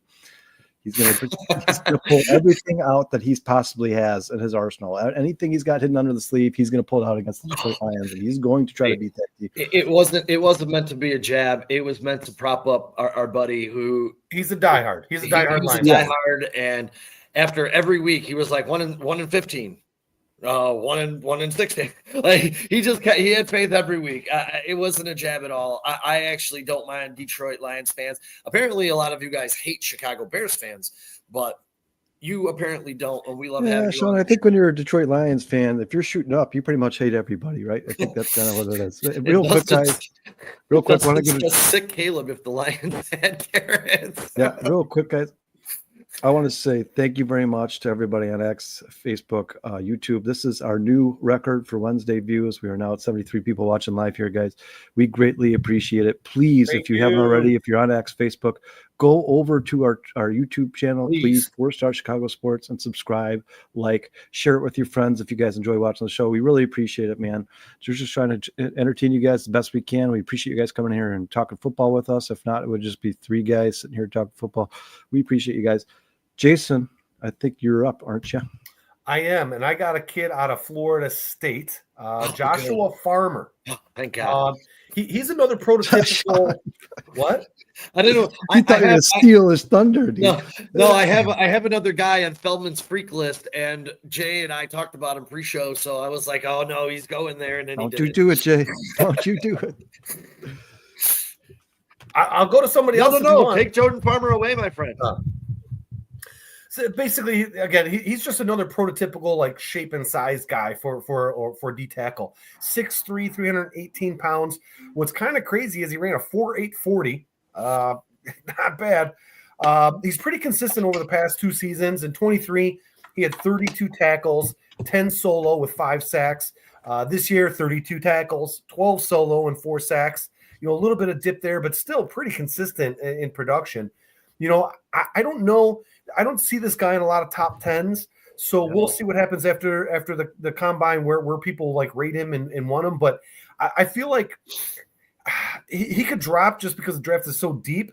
But again, I don't know what's going to happen. And honestly, I think depending on how teams scout him and value him, he could be one of those like guys like, wow, he got drafted way earlier than I thought. I think he might be a steal in the draft because I think he does lack a little bit of discipline in just hitting gaps and things like that. But, I just have this nightmare because I'd love the Bears to have him. But this is like the dude that will wind up on a team like Philly for some reason. And he's just going to be a super stud because like everybody else in the team's a stud and they have a good program there. And he's just going to literally elevate to the next level and he'll make it to the Pro Bowl year one. This is the type of guy that's going to happen to. Well, Jason too. Were you done? I'm sorry. No, go ahead. Go. He's got freakish size, man. Yeah. He's 6'3", 314, 10.5-inch hands, 35 1/4 arms, and an 82.5-inch wingspan, dude. Oh, you know what? Hang on, not to interrupt you, but I'm glad you brought that up because we mentioned like short arms. Yeah. Short arms to me for a defensive tackle is not as important as, let's say, an edge rusher or an offensive tackle. You just want strong arms and leverage when you're a defensive tackle because you're not swinging around a lot of guys most of the time. You're just moving straight forward, so you want strength. But yeah, he is freakishly big and strong. Yeah, this scouting report that I found said Farmer would likely be higher on boards if it wasn't for his bouts of inconsistency, but his tools are for real. He has a sudden first step at the line and dominates with his power at the point of attack. Jarring hands, terrific length, as we just said. Farmer is one of the most complete defensive tackles in the 2025 draft. But if we get into a couple of his negatives, they just said, subpar pad level also hurts his ability to be consistent and be effective with the bull rush, lacks rotational strength to keep his shoulders square and avoid getting reached or scooped, struggles to stay in his gap assignment against double teams due to the two factors mentioned above, playing with a narrow base. So they said he does have wide hand placement as a run defender, exposing his chest to offensive linemen and making it difficult for him to consistently take advantage of his long arms. Also impacts his ability to disengage from blocks. I think this kid falling in the right situation, like you said, Jay, like maybe the Eagles or something like that, somewhere where he can get coached up, seems like he has a lot of tools to be effective. Someone that already has an established line that is like their identity is grit and aggression and gap discipline. You know what I mean? Like they just that type of defensive line will teach him how to be a better tackle, and he'll be a star. I hope he doesn't get drafted to Green Bay. And T says, "You guys are okay. But I do hate Green Bay." Scott Angel replied with, "I'm with you, T. Fuck Green Bay." And Dustin Jones came in with, "and 44-inch pythons, bro." Oh, man. All right, Sean, who's the guy that you were worried we're all going to steal from you? I'm going to go to probably the most powerful. If it's a ridiculous name, I'm going to be upset. No, it's not. It's not. I'm going to go to one of the most powerful men in this draft. Jason and I talked about him just a little bit ago, out of Maryland, Jordan Phillips. This guy should be a top 100 lock in this draft. Right now, they have him at 109 overall, 29th at the position, a fourth-round draft grade projection. He's played 28 games, 1,045 snaps. This guy has 32 and 32-inch arms. His hands are a little bit smaller. They're only 9-inch hands, but I don't really know the proper size. But he's a former standout wrestler and weightlifter. He can squat 665 pounds and overhead presses 365 pounds, recorded doing 2 reps, which is absolutely insane. Jesus. Dude, his arms look like they're chiseled out of marble. He does not look like a defensive tackle. No, he is absolutely insane. Raw power. They said he absolutely was the best player at the Shrine Bowl. It says this scout wrote, despite 0 sacks in 2 years at Maryland, he amassed 26 pressures and 31 run stops while only missing 3% of his tackles. He's power-packed and twitched up to create serious knockback at the point of attack. He's fluid for a 320-pounder, and he's still just 20 years old. He was named another player on this list named Bruce Feldman's Freak List, with his jaw-dropping weight room numbers. He's clean, rare. He has rare explosive power for his position, shows great gap integrity with quick horizontal steps, displays advanced anchor ability against double teams, drops his knees and uses his tremendous lower body strength to hold the point of attack, generates immediate vertical push with his explosive first step, and can reset the line to scrimmage with his timing and snap count correct when he times the snap count correctly. Sorry about that. He uses his heavy hands effectively in the run games, delivering a jarring initial punch and creates instant separation from his blockers. His weaknesses: he displays concerning delay in processing block schemes, often being beat late in identifying combination blocks, leading to poor positioning. He lacks a variety of pass rush moves and relies heavily on the bull rush without developing effective counters when his initial push stalls. So basically, if he's not winning with the bull rush, he's not getting to the quarterback. He does struggle with his pad level to keep it consistent while working to get disengaged. He will rise up and surrender his leverage advantage. He shows immediate and limited production in passing situations. 0 sacks over 2 seasons, raises questions about his third down value. Modest arm length impacts his ability to stack and shed. After watching this guy, and I'm just going to say this, after watching this guy, there's one thing that's crystal clear about this guy. He has raw tools to be a game-wrecking NFL nose tackle. He has a wrestling background that shows up consistently in how he uses his leverage and hand placement to control blocks. He's built like a fire hydrant with explosive power, exactly what you want in an odd front nose. He is, unfortunately, I just went over this kid because I really liked him, but he is more built for a 3-4 than a 4-3. Yeah, he doesn't rush the quarterback very well, man. It's kind of scary, If you're 10% win rate, yeah. I don't know. You know what? I bet he can jump out of a pool. He is projected 4th round pick, so it's not like it's not like you're going to spend a ton of draft capital on. But you want a guy there. It seems like the NFL is transitioning to where almost all the guys on the defensive line have to rush the quarterback at some point in their career. It's starting to change a little bit here. Real quick, guys. Brandon Duplessis has joined the chat. He says, "What's up, Brandon? What up, fellas? Appreciate you joining us, Brandon." And you know what? The thing about Jordan Phillips is, and you touched on it there, Sean, is he's just raw. If you get him and can get him to develop, a swim move, maybe a spin move, if you can get him to develop some other pass rushing techniques and use that strength, oh, dude, this guy's ceiling is like through the roof. I don't even know where it is, but he's just got to be able to develop that pass rush better because. Yeah, right now his floor is really low. Really, I do like the fact that he was a all-state wrestler. That's awesome, man. He obviously very athletic. Yeah. Sean, did you already do TJ Sanders? I did not do TJ Sanders. You want to do TJ Sanders? I can do TJ Sanders. Well, real quick. So he's TJ Sanders, South Carolina, 6'4", 290 pounds, projected to go early in the 2nd round. So one of those guys who, if the Bears want him, they'd have to probably use a 2nd round pick on him. I don't think he's going to fall much further than that. He had overall rating of 86.8 by draftbuzz.com. His pass rush was ranked 87. His run defense was ranked 85. So very consistent on both sides of both run and pass. He is a true 3 technique in the NFL. They say he ran a 4.95 40 time. His strengths are advanced pass rush repertoire featuring a devastating rip move and crafty inside scissor counter that consistently puts interior linemen in recovery mode. Versatile and lined up from the 0 to the 5 technique last year. His weaknesses: he lacks ideal mass and pure power to consistently hold his ground against vertical drive blocks, can get displaced when offensive linemen get into his frame. So this guy is definitely going to be one of those guys, even as a 2nd round pick, where he's going to be a little bit of a project. Definitely have to get him to catch up to NFL speed. But man, those strengths, guys, that's something that transitions the NFL pretty quick there. I mean, his devastating rip move and crafty inside scissor counter that consistently puts interior linemen on recovery mode. This guy sounds like he could be a day one immediate impact.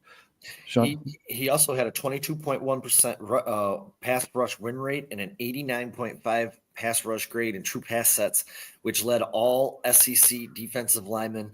Provides interior pass rush, 8.5 sacks in the last 2 seasons, sheds blocks well, solid tackler, high tackle for loss guy, 17 and 23, 17 and 24. He's toolsy, has a high upside.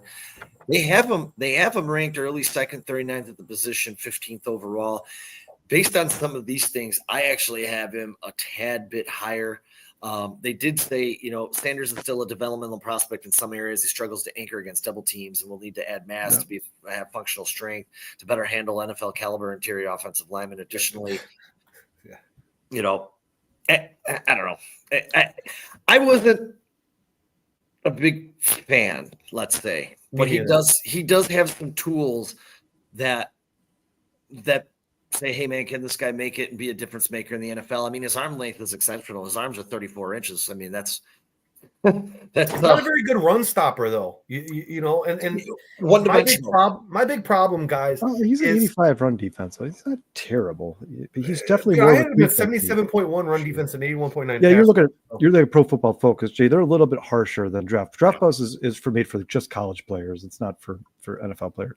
Yeah, but listen, his inconsistency is my biggest problem, and then his size. Now, I know you can add weight, but sometimes when these guys add weight, they lose some of their speed and explosiveness. Yeah, he's relatively slim for a guy who's 6'4". Yeah, and look, if you want to make it to the Super Bowl, it's going to go through Detroit and Philly, and they have two of the most dominant offensive lines in the universe. I don't know how effective he's going to be against those guys. That's my big knock on him. I agree with you, Jay. There's definitely some things about him that are a little bit, you got to be a little bit wary of. Sean, Dustin Jones said, "Is there a Elijah Cansey type guy in this draft? A guy who's a little bit undersized? Weren't you saying earlier that there was a guy that you liked a lot who was undersized but was a beast?" Yeah, actually, who did I put in here? Well, it was Jordan Phillips is one of them. He was one of them. And then this guy, Shamar Turner, small too. Shamar Turner, I decided not even to do because I started reading over him, and I was just like, yeah, I'm done with this guy. I just he's basically TJ, but he's a better run defender than he is a pass block. It's like the same guy, just different. Yeah, it's what was Elijah Cansey? What was he, about 290? A little undersized. Yeah, he's definitely undersized. He was a guy that by all accounts they were saying in the draft he had the skill set to be drafted in the top 10, but because he was undersized, he fell late. And he's a very good player in the NFL, guys. I don't know how much Tampa Bay you watch, but Elijah Cansey is a very good player. You remember that draft? I was sitting there with you praying the Bears would draft that guy. And we would have had an answer in the middle if we grabbed that dude. And Sean, you were really big on him in that draft. I really loved him. Unfortunately, I have two guys that are. Excuse me. Let me see if I can find him. Sorry, I'm going through 30 names here trying to get to the next one here. Yeah, Sean, he's really Elijah Cansey, real quick. Sorry to interrupt. He is 6'1", 280 pounds, so very undersized for a defensive tackle. Very undersized, but very effective. So as you say that, when you start looking at some of these guys and we're saying, hey, man, these guys are undersized, you know who that reminds me a lot of? Mason Graham. Mason Graham's a little bit heavier, but about the same measurables. So obviously, you talk about a guy. You're saying a guy all motor. Mason Graham, man, that guy never gives up on a play ever. That guy loves football. He plays like a Wolverine. He loves playing football.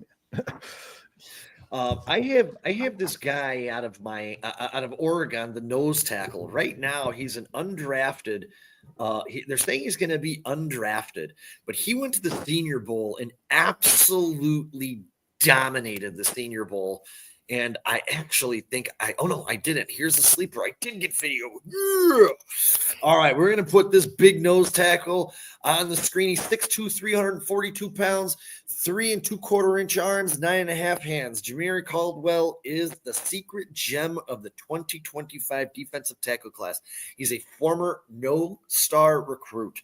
If you noticed on the video there, he has commendable hand usage, and his power comes with the territory. What really surprises you when watching Caldwell is his sideline to sideline speed.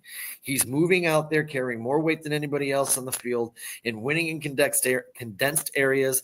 He's going to get immediate opportunities. He wins how? With his hustle and speed. At 342 pounds, this guy can absolutely move. Again, he was a no-star recruit. He transferred to Oregon last year to help elevate his status, where he ended up being on one of the top-ranked teams in the regular season. He transferred over from Houston, where he was a rotational player. He averaged about 32 snaps per game in 2 seasons in the AAC, the All-American Conference. Pro Football Focus has his run defense grade in 22 at 83. He notched the same during 1 year in the Big 12 in 23 at 82 at Oregon.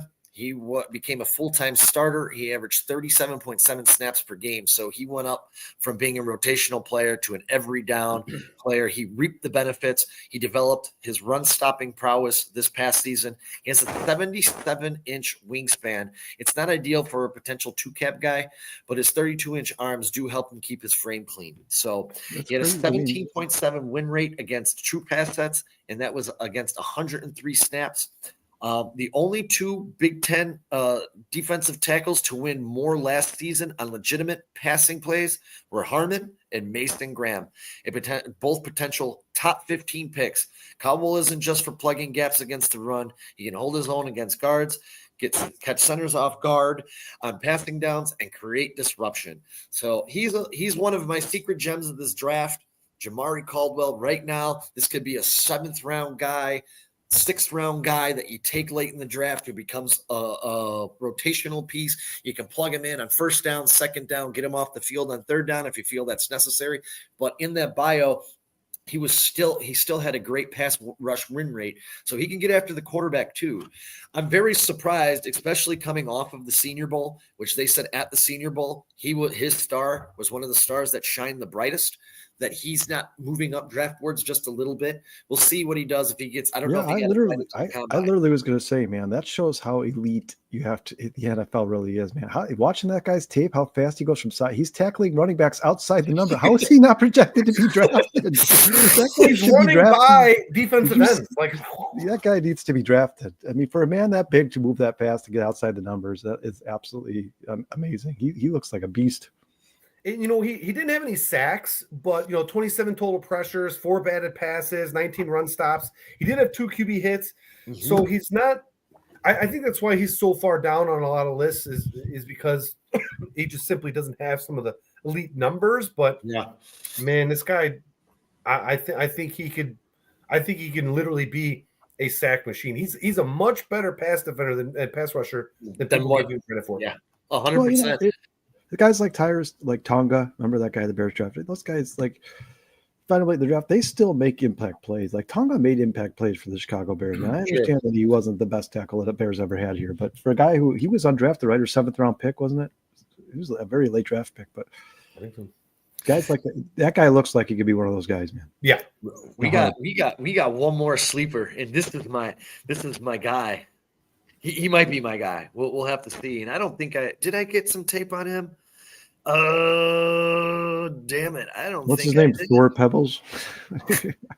No, but it is Thor. It's Thor Griffin. And I know Jay liked this guy as well. We talked about him a little bit pre-show. He has a project out of Louisville. Right now, he started as an undrafted free agent. He's raised his stock to the end of the 6th round, beginning of the 7th round. He's a 310th ranked prospect, 60th overall, 42 college games, 1,553 college snaps. The Ivy League transfer, Thor Griffin, is or just might be one of the most underrated linemen in this 2025 draft. He had an 88.4 run defensive grade. My friends, that was number 1 in FSB last year. 12.5% pass win rate, which round up in this draft class, he would have been 6th if Darnell Jackson was coming out, but because he's not, he moves up a spot. He finished 5th. This guy is immovable on the interior. He plays the 2 tech, the 3 tech. He can move all around the offensive line. Actually, there is no limitations. In college, he's played over tackle, which for those who don't know, it's a defensive lineman who's positioned directly over the offensive tackle. He can play anywhere across the line. Excuse me, I got lost there. Squatty, powerful interior player, heavy and active hands, great motor and hustle. The Harvard transfer was number 8 on Bruce Feldman's freak list. This guy he had 45 reps at 225 pounds. He has a 4.9 40, which is insanely fast. He had 33.5 tackles for loss, 13.5 sacks in his time at Harvard. at Harvard, he's slightly undersized for an NFL defensive tackle at 6'2", which may limit his effectiveness against taller offensive linemen. He also has limited experience against top-tier competition, and he may need to redefine his passing game. So this is, again, another project that we're looking at. What's his projection, Sean? Draft? He started as an undrafted free agent, and he's actually moved up into the 6th and they said late 6th, early 7th round. We'll see if this changes as we get closer to the draft. You know, sometimes these guys tend to bounce up if they have a good combine or whatever.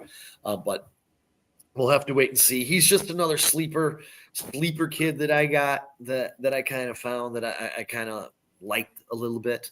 So I have one more, but Jay, do you have one first, sir? No, I was just about to say about Thor. Like, if you watch his highlight reels, unfortunately, it's all against a lot of Ivy League teams. Call him by his first name. Thor. I call him Thor. His mama called him Thor. I'm gonna call him Thor. No, dude, he's got a really high PFF grade at 84.3, which is, like you guys are saying, that's pretty good for a college kid because PFF is pretty harsh in these cases. But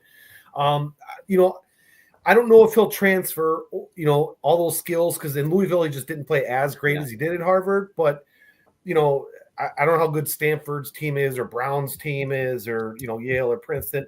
So we'll see how well he does. But he could be one of those sneaky guys where, like last round, the 7th round, somebody just takes a flyer on him. And then you see the guy make the squad because of his motor and his intelligence. I mean, he did go to Harvard. He's not stupid.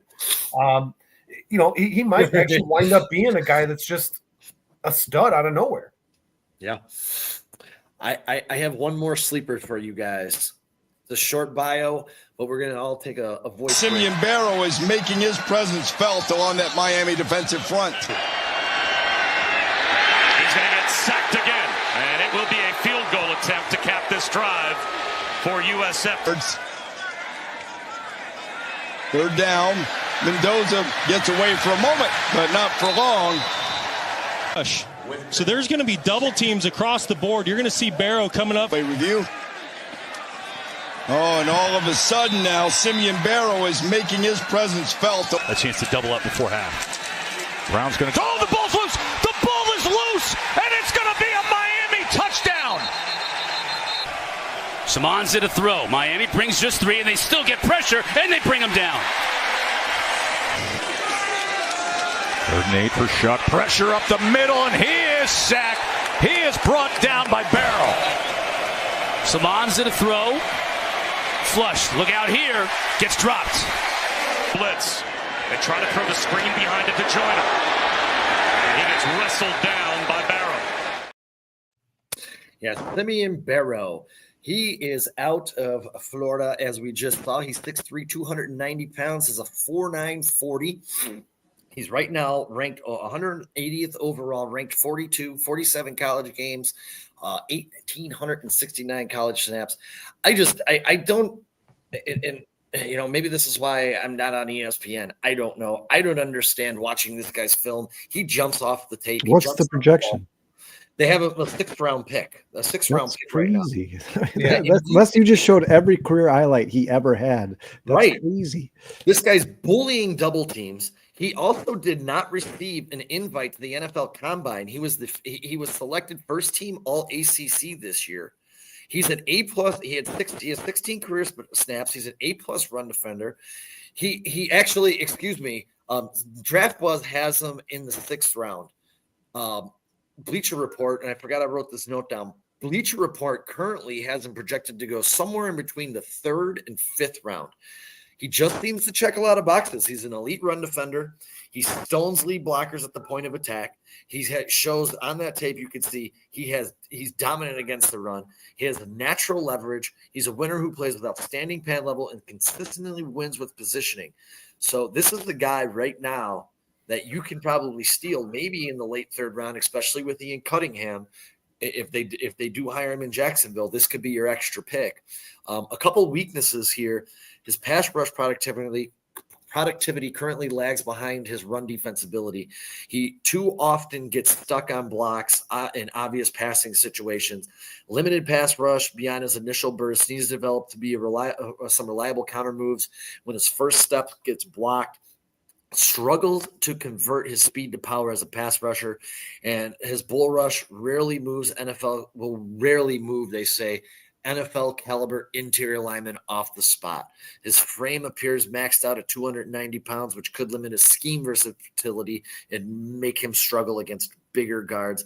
I'm just saying, after watching this tape, I think this is a guy that's being slept on a little bit, that you can use in the later rounds as a rotational piece.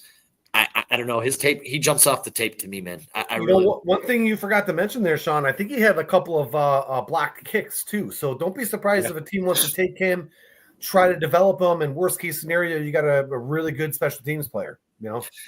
And really quick, man, we got 90 in the house, man. I want to thank y'all, everybody, for showing up again.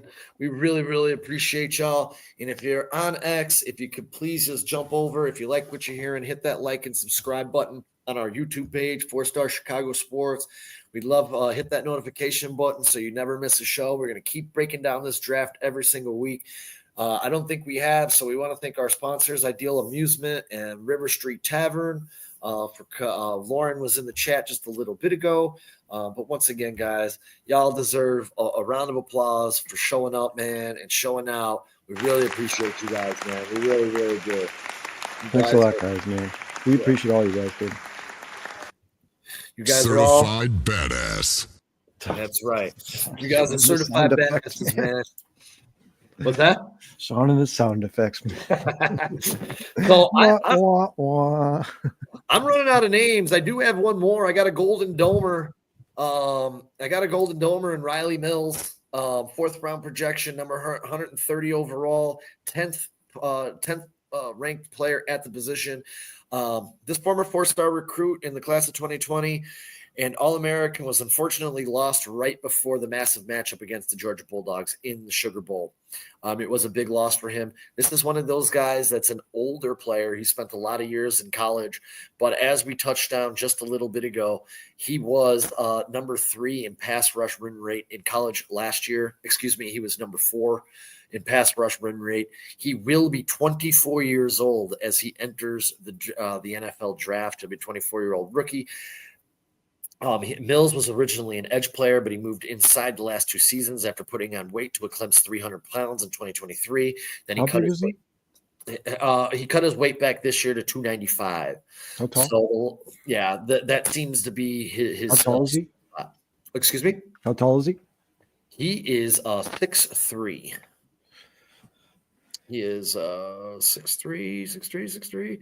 Actually, I don't have his height. I forgot to write his height down. Someone want to check that out for me really quick? I did not write it down. I thought I did. Says in the running game, Mills is hard to move with one-on-one blocks. He recognizes blocking schemes. He recognizes blocking schemes well to put himself in a good position to take on blocks. Has impressive strength at the point of attack and gets in section as shown in several ways to make tackles. However, he does struggle against double teams due to the combination of superb pad level and trying to take on both blockers instead of beating the man he's lined up across from. This Notre Dame product primarily wins with his power as a pass rusher, but he added an arsenal this season by showing a decent rip and swim and hand swipe moves. However, his lack of athleticism and tight hips will limit his ability to win with finesse in the NFL and make it difficult for him to take the efficient path to the quarterback off the corner to finish as a top pass rusher. Overall, Mills is solid against the run, an occasional contributor as a pass rusher, will be a contributor occasionally as a pass rusher in the NFL. His draft projection could be based on how high teams view his ceiling given his age. Schematically, he's best set as a 4 technique and odd fronts. So this also takes him kind of away from the Bears. I know there's a lot of Golden Domer fans out there, so I just wanted to touch on this kid. It seems like he could win for somebody in the NFL. I just don't think it's going to be on the lakefront. Depends on how much you like tight hips. Do we got any more, boys? Not really. I mean, we already talked about Shamar. I didn't. I didn't think he was that great. I started reading on him. Like halfway through, I'm like, this guy's a schmuck. Yeah, I kind of fell off of Shamar. I did the same thing, Jay. I was like, watch, this guy turns out to be the best kid in this class. Yeah. And look, a lot of these grades and things are going to change too as the combine comes around. Yeah. All it takes is one of these D tackles to, you think he's running a 5.4 and he winds up running like a 4.99, and all of a sudden his draft stock shoots up, rockets up. I think are they day 2 or day 3? So the 27th or sorry, the 28th or 29th. Well, it's not the 29th because it's February or March 1st. What's that now? What were you asking? I think the defensive line is day 2 or 3 of the combine. Oh, combine? Yeah. Talking about the combine? Yeah. April? Yeah, I don't know. I don't know when the defense tackles go, but he sounds like a guy the Bears keep their eye on. I mean, this draft is loaded with defensive tackle talent. There's a lot of really good defensive tackles in here. Deep draft. And I will say one thing, and I think why I started going away from Shamar Turner is his number of injuries that he had in college. I mean, a torn labrum in his shoulder. He had off-season surgery. He hurt his shin, had off-season surgery for that. In 2022, he was also hurt, missed a couple of games. So this guy seems to have some nagging injuries. I mean, they did say 6'4", 300 pounds, strong interior.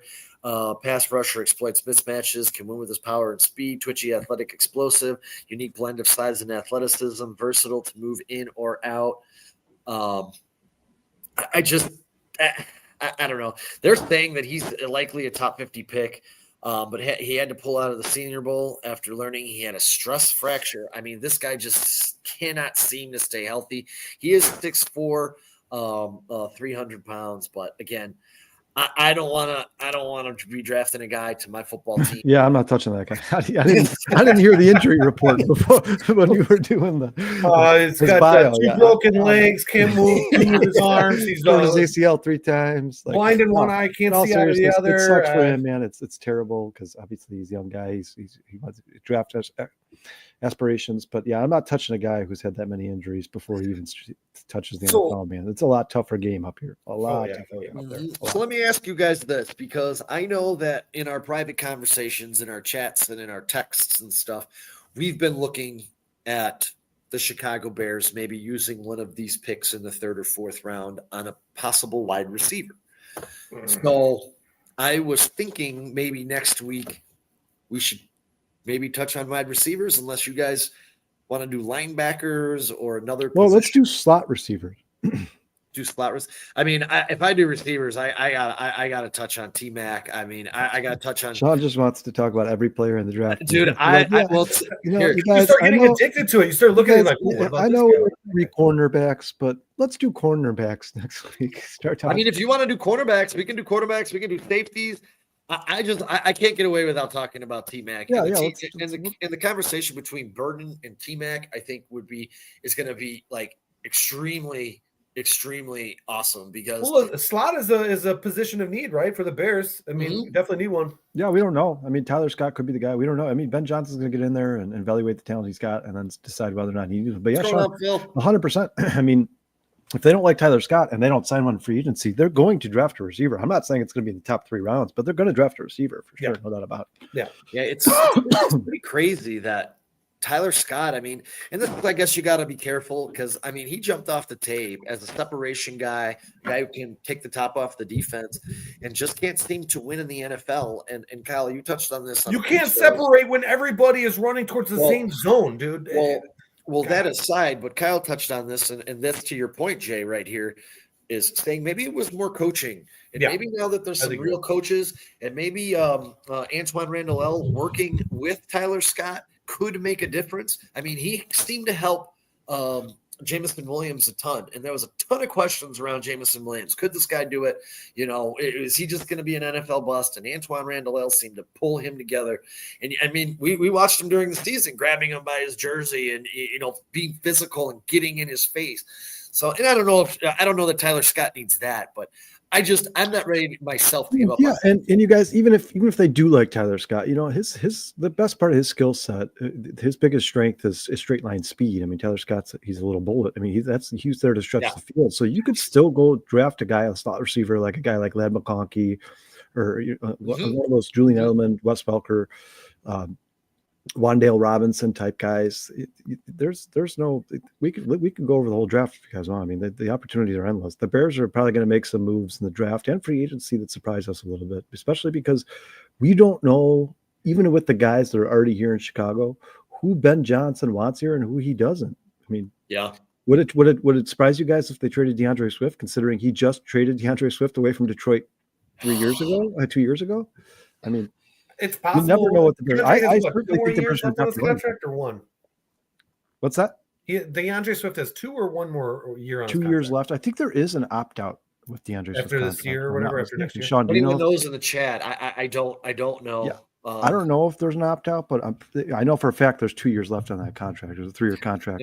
I agree, Aunt Math. It seems Scott and Komet got into Flus's doghouse. I'm not 100% sure what Komet did to earn that outside of Flus is a dumbass. Every time he got the ball, they were like winning games, and then they stopped throwing the ball. They stopped winning game. You notice they're both doing podcasts. Yeah, and I think one of the reasons too, like I really wanted to do this is because I really like this Jack Beck kid, Betch kid out of TCU, man. He's a really unique receiver, and this is the guy at 6'2", 215 pounds. He actually can play the slot. And I have some film on him that we'll upload, watch his breaks. I think he's lined up all over the field for TCU. TCU actually has a Calebwilliams coming out of the draft too. They actually have a couple of good prospects. You got Xavier Restrepo out of Miami. I know your brother Kyle absolutely loves that kid. He would also be a kid who would be a great slot receiver for the Chicago Bears. I really enjoyed watching him this year in college.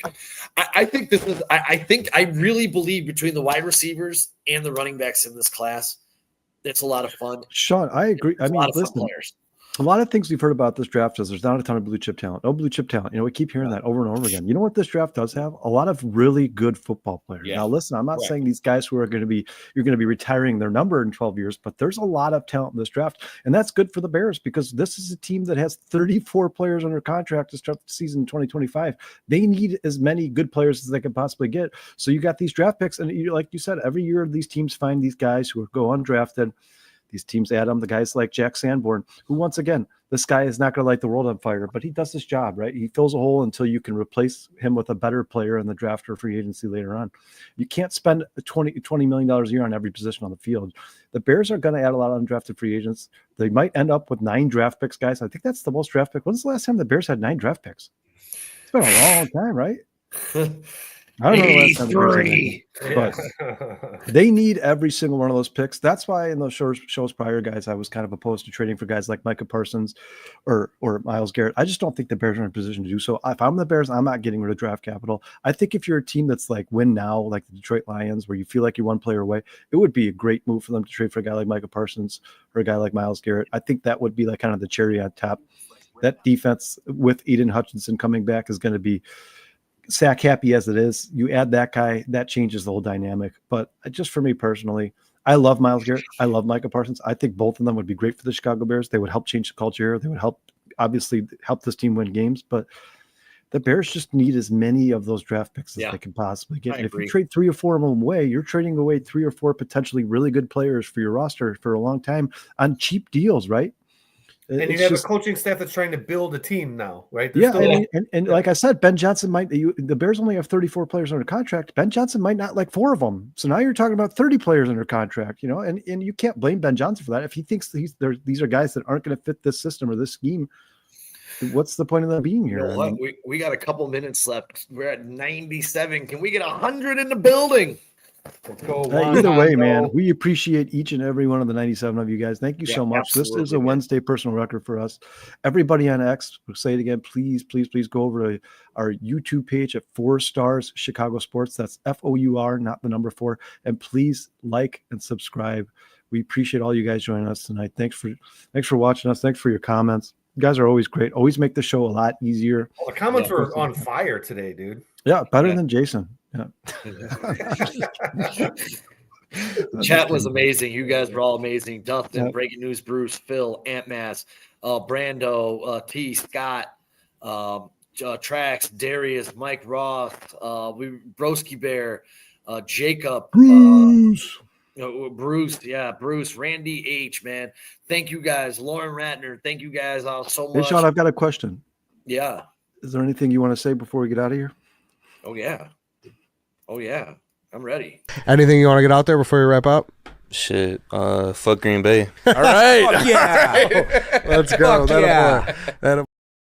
Let's go. You know what? We're gonna get Josh Blackwell on the show soon, and we're gonna record him saying it so we can. Yeah, you guys, we have a couple people. We're gonna have a couple special guests here. Obviously, Alex Pat's gonna be on at some point on the show. You guys, probably right after the Cubs season begins. Yep. 322, he'll be back. Yep. March 22nd, I'll be back. I don't know, Sean. I didn't know if you wanted to keep that a secret, man. No. But yeah, we're trying to get Josh Black on the show. He's a friend of River Street Taverns. A couple other people, Courtney Cronin, a couple of her friends coming to River Street. You see, these are people. And then Sean and I have met a guy recently who was really close friends with a lot of the old 85 Bears. So hopefully we can get some of those guys on here for you guys at some point too. Thank you so much, as always, Jason. It's been a pleasure. Appreciate you joining us again, man. Sean, as always, bear down. Bear down, everybody. We love y'all. Thank y'all. We got 102 in the building before we get out of here, folks. Yeah. Sean, round of applause, please. Thank you guys so very much for showing up. Twitter, we love you. The chat, we love you guys. Just please remember, get over to 4-Star Chicago Sports.